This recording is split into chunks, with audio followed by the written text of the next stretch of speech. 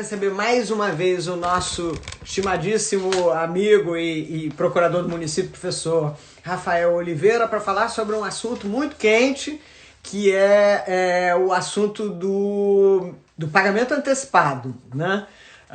Vamos conversar sobre esse assunto, que é um assunto que está na hora. Mas enquanto vocês vão chegando e vão se organizando, e o professor Rafael também vai chegando, eu queria já antecipar as duas próximas lives, que a gente vai ter um modelo interessante, né? Vamos conversar, eu e o professor Gustavo da Gama, que está aí, já viu o Gustavo. Gustavo tem sido uma plateia frequente aí nas lives. Obrigada, Gustavo, e um colaborador também. Mas conversaremos eu e o colega Gustavo da Gama sobre a Lei Complementar 173, que foi aprovada na semana passada. Boa noite, tudo bem? Estou fazendo aqui Tudo bem, Vinícius? Estou fazendo aqui uma propaganda da próxima live, Rafael, enquanto a gente estava entrando, que vamos fazer um modelo interessante. Seremos eu e Gustavo da Gama falando sobre a Lei Complementar 173, né? Então, falaremos em duas ocasiões. Ele falando sobre a primeira metade, que são as normas do plano de ajuda aos estados, a questão de refinanciamento e tal, e eu falando sobre a segunda metade, que são as normas da Lei de Responsabilidade Fiscal, que foram alteradas pela Lei Complementar 173. Então, seremos os dois nas duas vezes e, num dado momento, vamos mudar de posição. É uma coisa assim... Imperdível. Né? Imperdível. Não, e assim, acho que como esse tema seu de hoje, né, é o tema da hora, porque essas alterações da Lei Complementar 173 pegam aí o período chamado período suspeito, né? Já tem norma nova ditada pela Lei Complementar 173 que vai se aplicar já, né? Então é super da hora. Mas assim, excelente. Queria agradecer, Rafael, você foi parceiro de primeira aí na nossa série de lives, né? Rafael fez a primeira live ainda com a medida provisória 926. Já estamos quase na medida provisória 1000, né, Rafael? Tá difícil acompanhar. Não, a produção não cessa, né? E aí, quando a gente teve a medida provisória 961, no tema do pagamento antecipado, eu disse, tem que chamar o Rafael de novo para a gente conversar um pouco sobre isso. E o Rafael, que é parceiro, disse, não, Vanice, claro, vamos lá, vamos conversar, né? Aí, assim, para apresentar algum incauto que esteja chegando agora, né? Só para lembrar vocês, o Rafael e aqui é só uma notícia muito breve, está muito longe de ser o currículo todo dele, mas ele é visiting scholar pela Fordham University, Fordham University School of Law, é professor titular do IBMEC de Direito Administrativo, professor do PPGD da Universidade Veiga de Almeida, é procurador do município, né, palestrante, conferencista, nacionalmente conhecido e, como eu disse, parceiro do SES, né? Então, Rafael, passo para você as palavras sobre primeiros cumprimentos aí para a gente começar a conversar sobre a nossa pauta. Bom, obrigado, Vanice, de novo pelo convite. Eu tive a honra de ser a cobaia aí desse projeto maravilhoso que você está capitaneando junto ao SES. E um projeto de sucesso. Eu assisti algumas lives de alguns colegas, tentei participar de algumas, é difícil hoje em dia participar de todas, mas eu fiz questão de ver depois no YouTube o que você postou lá em relação a essas lives. Só tenho que te dar de novo os parabéns por esse projeto maravilhoso e evidentemente, o que eu disse é verdade, pode contar sempre comigo. Eu já estou agora na minha segunda live desse projeto. E quero agradecer as palavras aí gentis que você sempre traz para mim. Eu não sei se eu mereço tanto, acho que eu tenho uma admiração enorme por você, acho que você é uma das grandes referências da Procuradoria, não só como procuradora, mas especialmente também como acadêmica. Acho que você inspira muitos de nós que vieram um pouco depois lá, né, acessaram o cargo da Procuradoria e alguns estão seguindo mais ou menos esse caminho acadêmico. Eu só tenho a dizer que a minha admiração por você, ela não cessa, né? Você, imagina. Querido Marquinhos Juruena, nosso querido amigo, saudoso amigo Marcos Juruena, Diogo de Figueiredo Moreira Neto, nós temos uma escola nossa aqui do Rio de Janeiro, com ideias próprias, e você é uma grande referência, um grande expoente dessa escola. Eu tenho muito orgulho de conviver e aprender com você, Vanessa. Obrigado. Imagino, prazer. E sempre bom trocar as ideias. Agora vamos lá, Rafael, que o assunto é um assunto interessante e a gente tem umas provocações aí para fazer. né? Primeiro, vamos assim, localizar um pouquinho o tema, né? Essa questão da medida provisória 961 autorizou, em condições que a gente vai conversar um pouquinho melhor depois, mas autorizou a aplicação dessa figura do pagamento antecipado, que sempre foi um tabu no âmbito da administração pública, né? Mas a gente tem notícia de que aqui ou ali, isto como uma possibilidade já se apresentava e tal. Então, como é que era o quadro dessa questão do pagamento antecipado antes da MP 961, Rafael? Vamos lá, Vanessa. Então, em relação a esse quadro, né, o primeiro ponto é lembrar que a medida provisória 961 ela trouxe três grandes objetos, né, três grandes questões. A primeira foi ampliar o rol da dispensa de licitação, não o rol da dispensa, mas os valores, né, para a dispensa de licitação, e basicamente trouxe os mesmos valores, por coincidência ou não, que já eram colocados na dispensa de licitação na lei das estatais, né, 50 mil reais, 100 mil reais, trouxe esses mesmos valores para as contratações em geral pelo poder público. Trouxe a questão do pagamento antecipado, que a gente vai tratar hoje, e trouxe uma terceira questão, que é a ampliação do regime diferenciado de contratação. Hoje, por praticamente tudo, você poderia utilizar a RDC para serviços de engenharia em geral, obras em geral, quer dizer, não fica mais limitado àquele rol restrito da própria lei do RDC, que eu acho que essa terceira novidade fala muito de um assunto que você sempre abordou, e eu me lembro dos nossos encontros lá do IDAERJ, lá no início, em que você falava de experimentalismo jurídico, e eu me lembro muito bem de uma reunião que nós tivemos na época com o Juruena, o Marquinhos Juruena e outros colegas, falando do RDC, que ele começou tímido, né, para a Copa do Mundo, Olimpíadas e tal, e foi sendo ampliado, né, e ao longo do tempo vem sendo ampliado. E agora, de uma vez, bastante intensa, ele é ampliado para praticamente quase tudo, né, que envolve engenharia, obra, você poderia usar o RDC por força dessa MP. Então tem muita questão interessante para debater em relação à medida provisória. A gente vai falar do pagamento antecipado, acho que você falou bem na pergunta, era um tabu. A gente tem a regra geral, e ela não é à toa, mas a regra geral de que o poder público ele paga depois que recebe o serviço, paga depois que recebe o bem. Eu digo não é à toa porque a gente tem uma atuação do gestor público e da própria administração, geralmente um pouco mais cautelosa, porque a gente está lidando com recursos públicos, então fica aquele receio de pagar antecipado e não ver efetivamente o objeto lá fornecido ou o serviço prestado. Então, naturalmente, essas cautelas, que já seriam naturais à gestão dos recursos públicos, ela faz com que a regra geral seja o pagamento posterior, ou seja, o pagamento após o serviço ser prestado ou o bem ser fornecido. Mas, como você falou, um tabu, porque a rigor, não havia uma vedação ampla e restrita para o pagamento antecipado. Ao contrário, a regra ela é uma regra que já comportava exceções no dia a dia da administração pública. E aí eu vou fazer só aqui um cenário muito rápido, né, desse quadro que a gente já tem na via ordinária. Uma observação aqui, Vanessa, de pronto, é lembrar de uma questão que muitos esquecem. Quando a lei de licitação ela foi promulgada, a lei 8666 de 93, havia a previsão categórica do pagamento antecipado, né, no artigo 55, parágrafo 1º. Tinha essa possibilidade expressa. E esse parágrafo 1º do artigo 55, ele foi vetado pelo presidente da República. Então, a partir daquele momento, muitos afirmaram, olha, tá vendo? O veto, ele corrobora aquela ideia, o tabu, de que a gente só pode pagar depois que recebe o serviço. E eu fiz questão de revisitar as razões de veto do artigo 55, parágrafo 1º.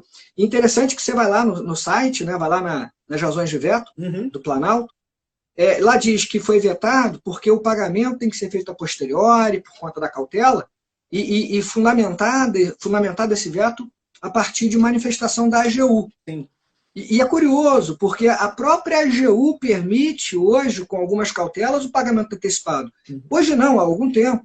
A orientação normativa da AGU 37, que a gente vai falar um pouquinho dela, não tem como fugir, essa orientação normativa 37 da AGU permite pagamento antecipado com algumas cautelas. E a medida provisória 961 vai nessa linha, inclusive, da orientação da AGU.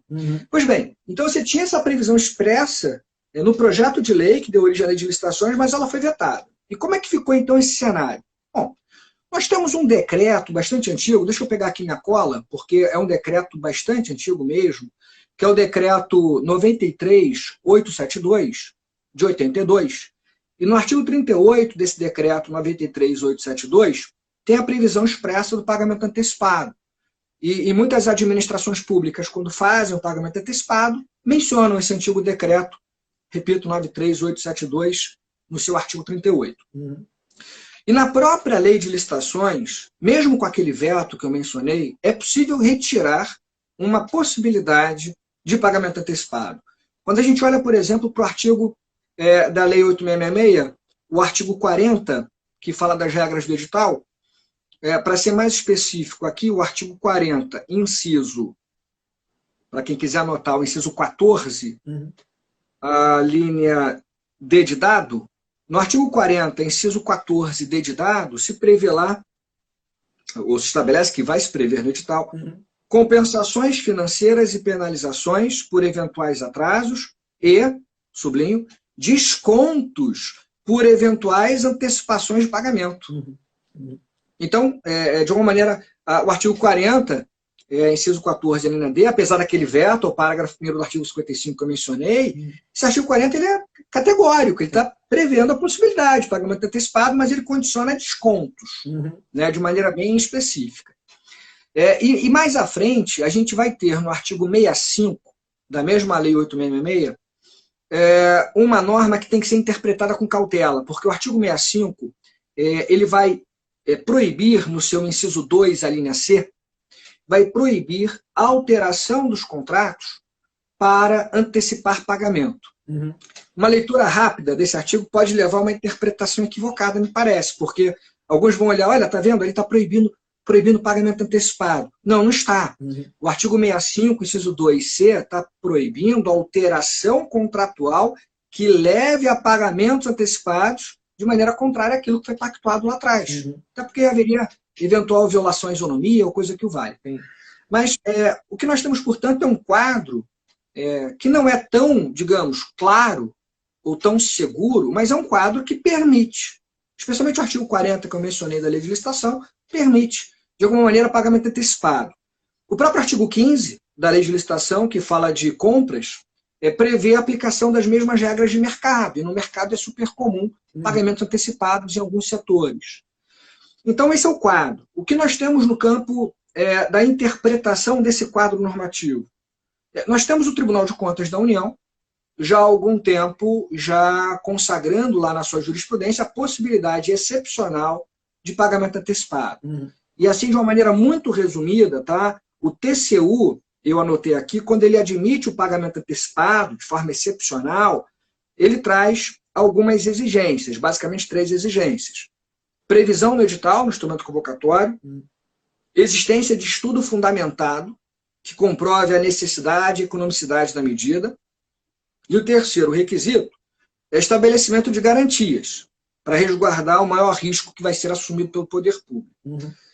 E na linha do TCU, só para fechar, e aí a gente avança, né, a orientação, essa famosíssima orientação normativa da AGU, sempre citada nesse ponto, a orientação normativa da AGU número 37, que, ao falar da antecipação de pagamento, traz lá 3 exigências também, na linha do TCU mais ou menos.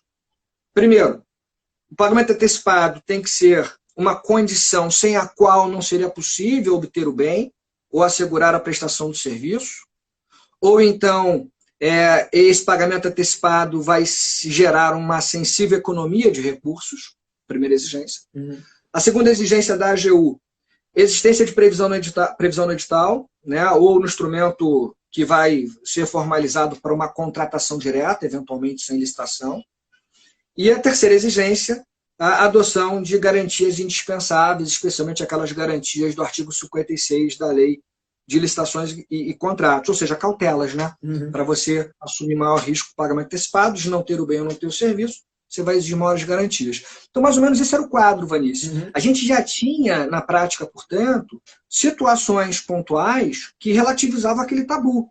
A ideia de um pagamento antecipado proibido, na verdade, não era proibido de maneira tão clara, e não é proibido, ao contrário, é permitido, mas com cautelas. Tem um ponto que toca na sua área, né, Vanice, que é a questão da LRF. Que nos artigos 62 e 63 exige sempre pagamento após a liquidação.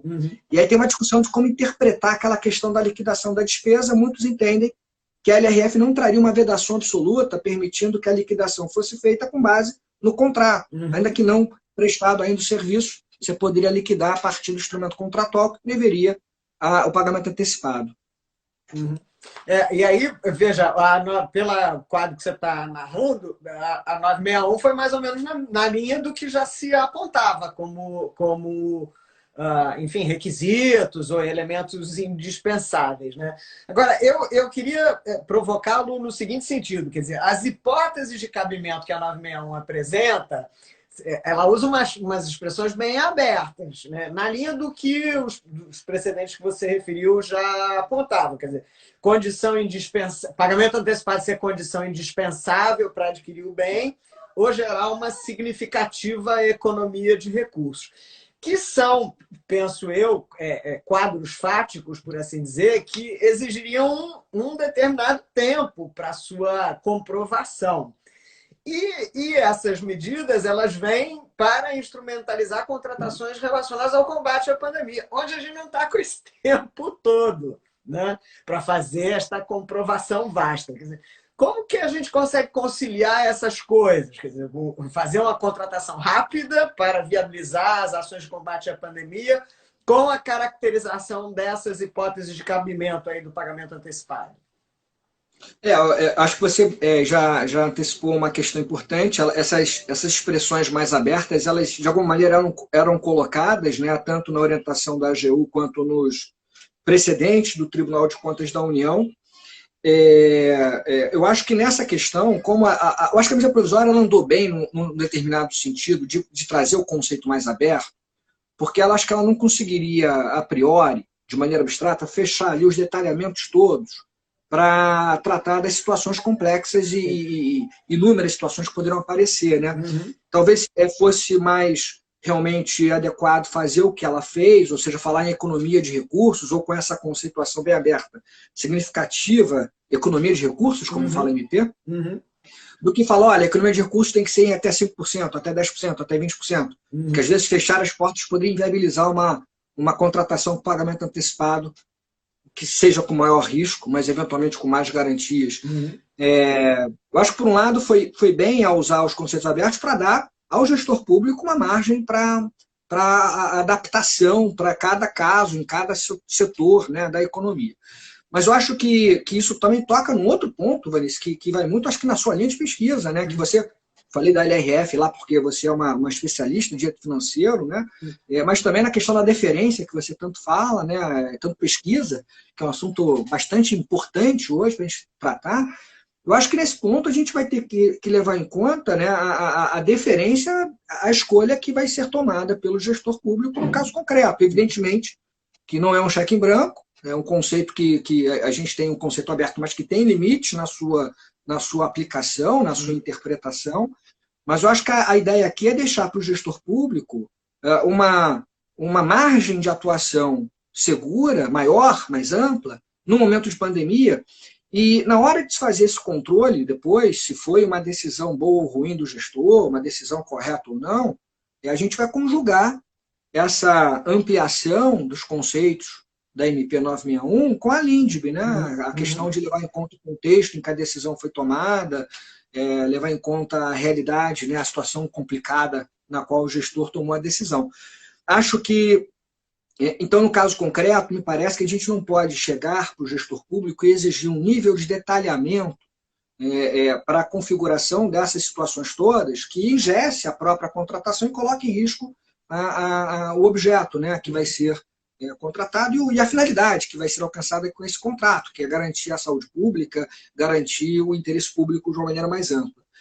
E um detalhe importante, Vanessa, é que, olhando para a literalidade da medida provisória, quando fala do pagamento antecipado, a rigor ela traz ali, alternativamente, duas exigências ou dois requisitos, vamos dizer assim. Lá no artigo 1º, parágrafo 1º, ela fala que a administração deverá, obrigatoriamente, prever o pagamento antecipado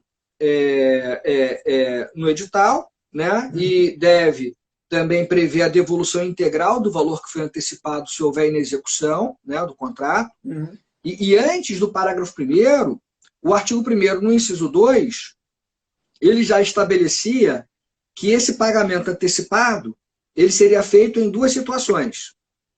Quando fosse indispensável para obter o bem ou assegurar a prestação do serviço, ou, aí vem o ou propiciar significativa economia de recursos. Aí que é uma questão que me parece importante, porque pela literalidade, nesse ponto do artigo 1º, inciso 2, a medida provisória está dando 2 exigências que são alternativas, na verdade. Quando é que eu vou usar o pagamento antecipado? Ou quando eu tiver uma significativa economia de recursos, o que é significativa? 5%, 10%? É um conceito aberto que a gente vai ter que analisar caso a caso. Ou, mesmo que não haja, me parece, significativa economia de recursos, se essa for uma condição indispensável para obter o bem contrato. Sei lá, naquele setor, o pessoal fala, só forneço bem sem pagamento antecipado. Senão, não forneço. Mesmo, e não vou estar